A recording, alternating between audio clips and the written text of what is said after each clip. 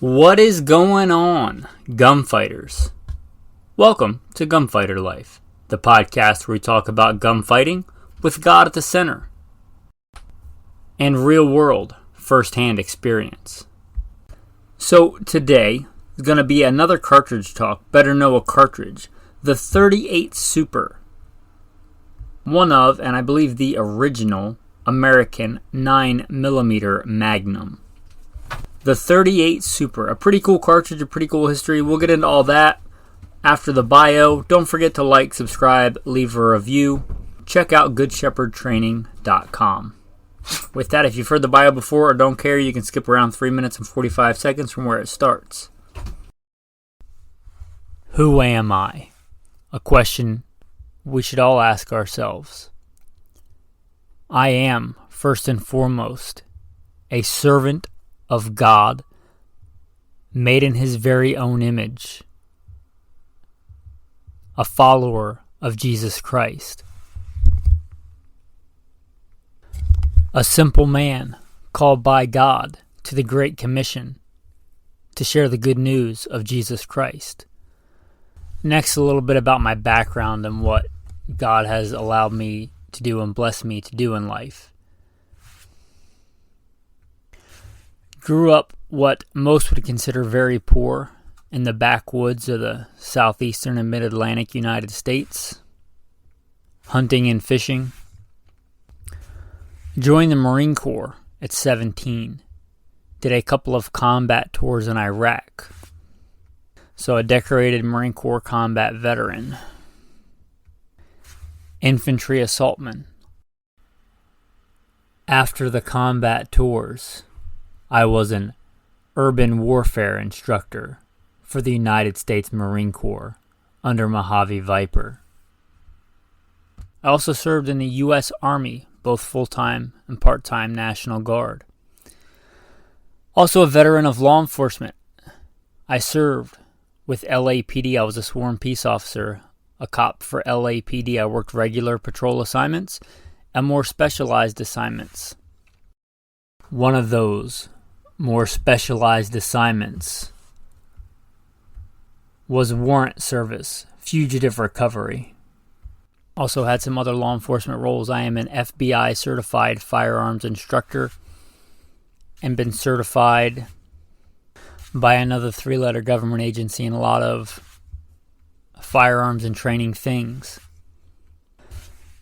I've also been a private contractor, worked in the private sector, pertaining to tactics and gunfighting and protecting America from enemies foreign and domestic. I served as the commander of a tactical team to stop active shooters in a large metropolitan area. That was our primary mission, to stop active shooters, which sadly are a thing in America today. I've also been blessed to do quite a bit of competition shooting. Started my first formal competitions even before joining the Marine Corps at 17. I had won more shooting competitions than I can remember. I have competed in all manner of disciplines in shooting. I've been blessed to be a state rifle and pistol champion, West Coast regional champion. Like I said, been blessed to win more shooting competitions than I can remember. Mentioned hunting. I've hunted to put meat on the table starting when I was a child. I've also been a professional big game hunter and guide, hunting and slaying all manner of beast. And I don't apologize for that. Humbled to be the host of 3 podcasts. Simple Man Sermons, Alpha Male Podcast, and Gunfighter Life. Obviously, as things not mentioned, I've been blessed to do many other things. But, again, first and foremost, I'm a servant of God, a believer and follower of the Bible, the Word, Jesus Christ. And I don't apologize for that. With that, let's transition into today's topic. So, there was a time in days of yore where America's semi-auto handgun was the 1911. Period. Most cops carried revolvers. A lot of civilians had revolvers. If they had a semi-auto, it was probably a 1911. Were there other things? Sure. There was War Trophy, bring back Lugers. There were Spanish Star pistols and things like that. You may have seen a few Browning high powers, but really, for a large chunk of the 1900s in America, I think it was either revolver or 1911. Now, the 45 ACP is a great cartridge. I like it. There's that very memey saying, which I'm not a big fan of memes, but it's something like sometimes big and fat and slow wins the race, and it's talking about the 45 ACP. And sometimes that is the best formula, but sometimes it's not. And they recognized that way back in the 1920s. Back with the OGs, the original gangsters, and I mean that in the actual literal way, like the original gangster era of the United States.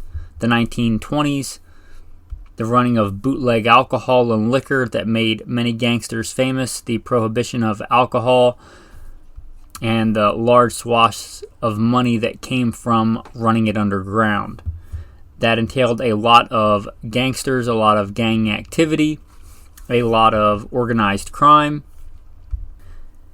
And the officers of the day wanted something that would punch through the much heavier metal of vehicles, which is what a lot of times they ran the liquor in or got away in, to penetrate those steel doors, engines, things like that in a handgun. So way back in the 1920s, Colt came out with the 38 Super Automatic. I'm going to read a little bit from the Hornady Reloading Manual, give credit where credit is due. This is the 8th edition. It is quite old. So old it doesn't even have 300 Blackout in it. It has 300 Whisper. But anyway, developed in the late 1920s and first chambered for Colt's model 1911. The 38 Super is dimensionally identical to the 38 automatic cartridge but loaded to higher pressures. Since its formal introduction in 1929, the 38 Super has been chambered by Colt, Springfield, Star, Llama, Browning, and EAA. Skipping ahead, it says the 38 Super falls directly between the 38 Special and 350 Magnum in terms of power. I should note it's called the 38 Super, but it is bullet diameter 355, which is the same as 9mm, which is why I kind of started in the beginning with 9mm Magnum. Not the only 9mm Magnum.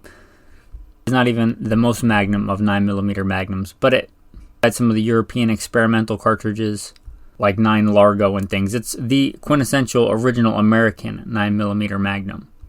How can we get this 1911? Since we have all that room, we pretty much are using the same overall length as a 45, but with a 9mm bullet going a little bit faster to give more penetration and just different. I'm not going to say better ballistics than a 45 ACP, but certainly different ballistics. 38 Super is a good cartridge. It lists a 115 grain bullet at 1,300 feet a second. And these are factory loads. You could likely load it hotter. A 125 at 1,250 and a 147 at 1,150. Buffalo Bore, who's known for kind of pushing the envelope, lists a 147 grain at 1,150. And they also list a 124 grain, which is one of the most popular grain weights. I like the 147s, but a lot of people like the 115s and 124s. Anyway, they list a 124 at 1,350, which, if you'll note, that's fairly similar to a 357 Magnum.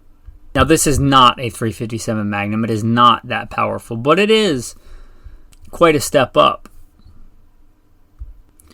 And I do think that the 9mm Parabellum is the preeminent and dominant, I guess, predominant handgun round for a reason. It has the best balance, I believe, of shootability and stopping ability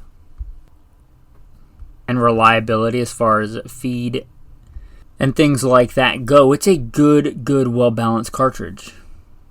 However, if you're shooting a 1911, the 1911 is designed originally for a 45 ACP. In a 45, and there are exceptions to this, it really depends. 1911s are kind of individuals. Each have their own quirks. They're not like a Glock. But in general, a cartridge that has the same overall length as a 45 is going to feed better in a 1911 platform than a 9mm. So if you're going to shoot a 9mm size, why not have a 38 Super or a different cartridge I may do a whole nother talk on that I really like called the 9x23 Winchester Magnum. Yes, there is a 9mm Win Mag. It's a cool cartridge, not the subject of today's talk, but why not chamber a 1911 and 38 Super? You get the same overall length as the 45. It's a single stack, so you're not giving any capacity because the diameter is the same, and you're getting more power. And a 1911, if you're talking about the traditional full steel frame slide, full size 5-inch, it's a heavy gun. So even in 38 Super, I don't believe the recoil is going to be that punishing. Now, there are a ton of 1911s nowadays in 9mm, and I think that's fantastic. 1911s, like I said, are individuals. They're not like Glocks. You can't just drop in, at least you're not supposed to, just drop in a new barrel and be able to shoot whatever. You have to know how to hand fit and tolerances and barrel bushings and all different things for a 1911. That said, it's not that hard to take a 9mm with the 9mm slide and breech face and all that extractor, which are different than a 45, and drop in a 38 Super. So that is an option. You'll see a lot of competition shooters, especially in USPSA, and I don't want to get into why, but there's a thing called power factor, and you have to shoot a certain amount of power to make what's called major to get more points.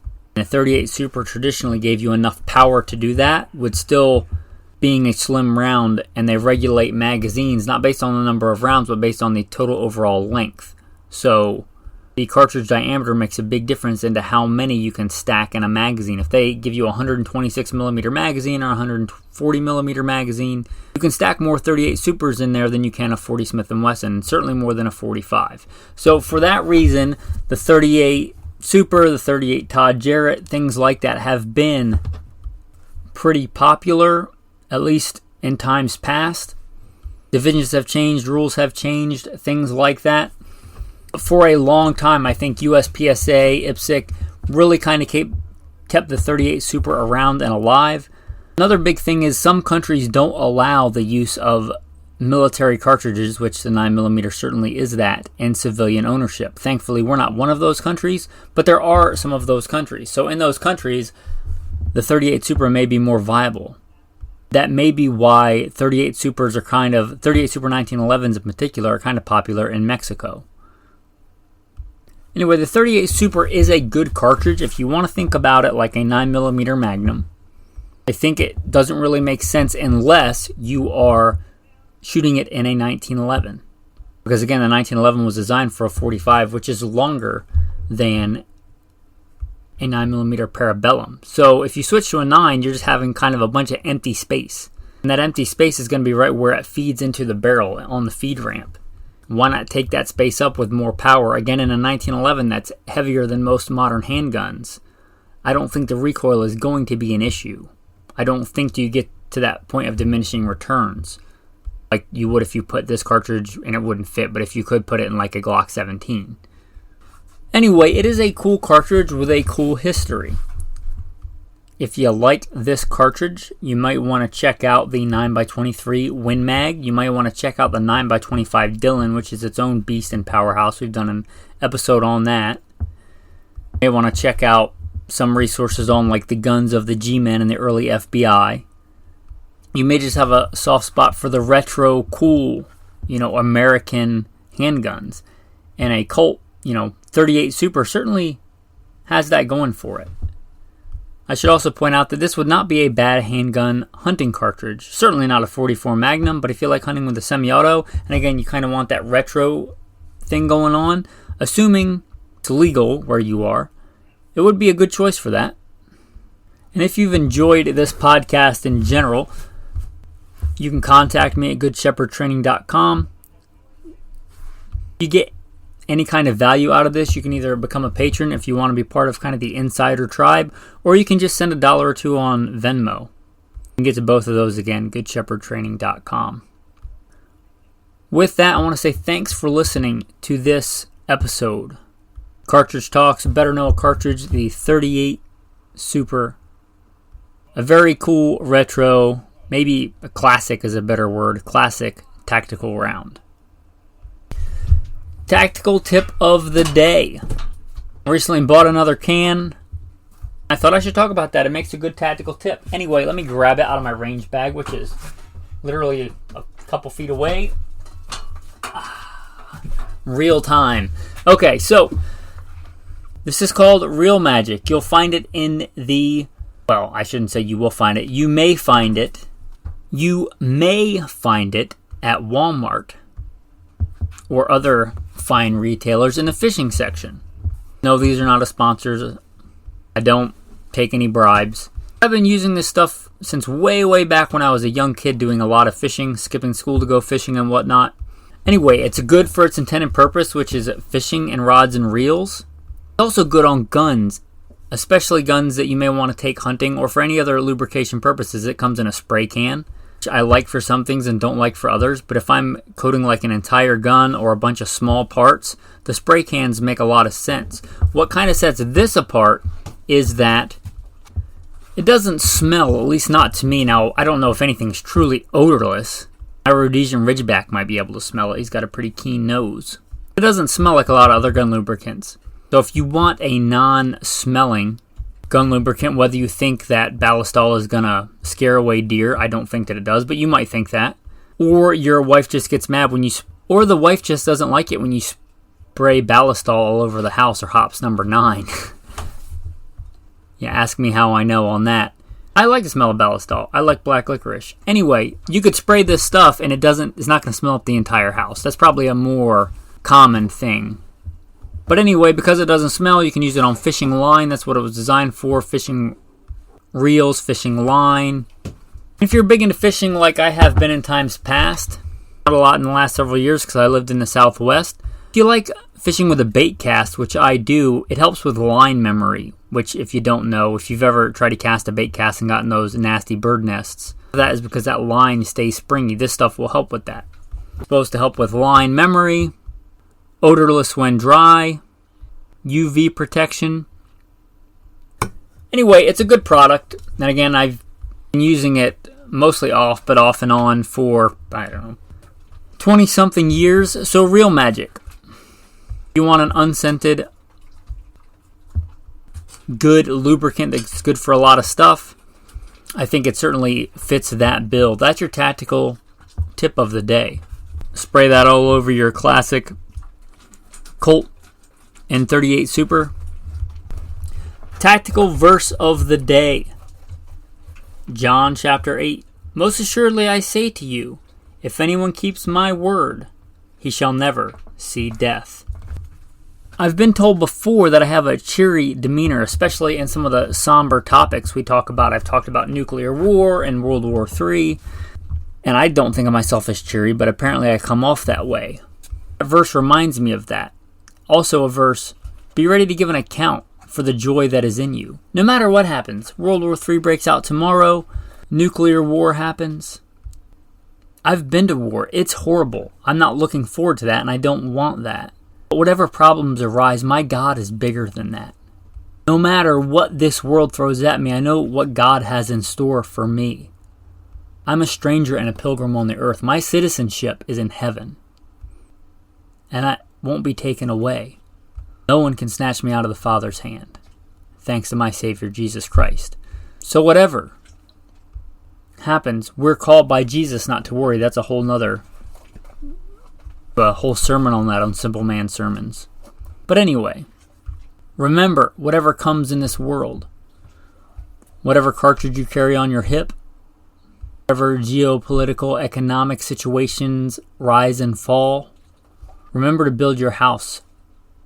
By that I mean your life on a firm foundation on the rock that is Christ.